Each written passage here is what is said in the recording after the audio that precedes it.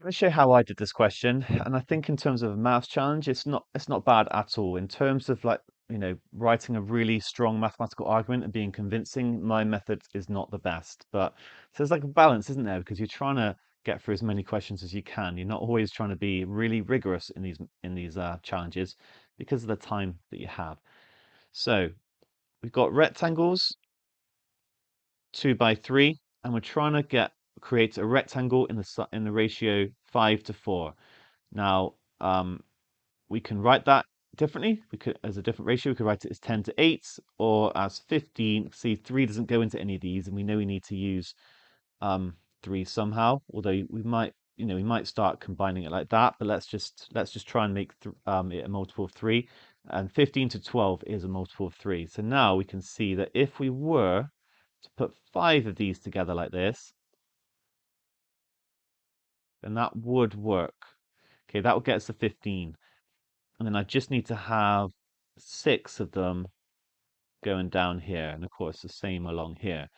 So one possibility, if we just don't know whether that's the smallest number, would be that it is 5 times 6, which is 30. Okay, now I didn't just stop there. I then thought, how else could I combine these rectangles? Well, I could maybe put 2 and 3 like that, and then another one. Um, and then bring one down like that, maybe. Okay, but then I'll need another one here, and then another one there. And that could work.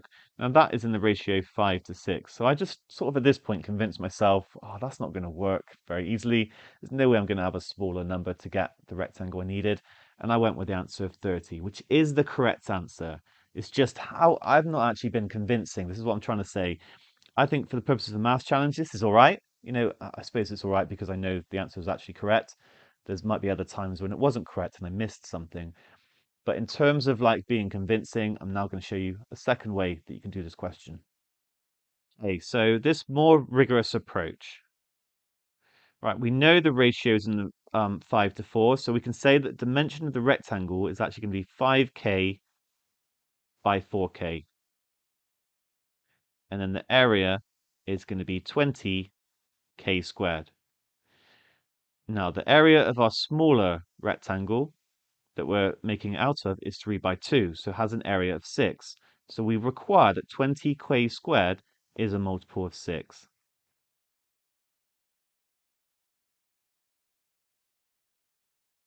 And we've already got a multiple of 2 because of the 20, so we just need it to be a multiple of 3. And the smallest k is therefore going to equal 3. And that will, in fact, bring us back to the ratio, and it's going to give us a rectangle that's 15 by 12. Okay, so we could do 15 times 12 divided by 6 to work out how many rectangles we would get. And that's going to be, you can cancel it out. So you can say that this will cancel down to 5 and this will to 2. And then this will cancel with this. It's going to be 30 rectangles. The only thing missing here, so this is right, this is really rigorous now, but the only thing missing is that I've not actually checked that it's possible to construct this rectangle. And so you still have to do what I did here.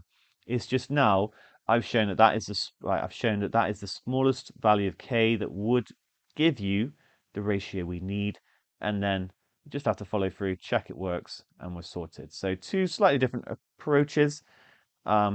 This one is, both are good, but this is the one to kind of take forward if you're going into, into more complicated maths. You really have to be able to back up your arguments.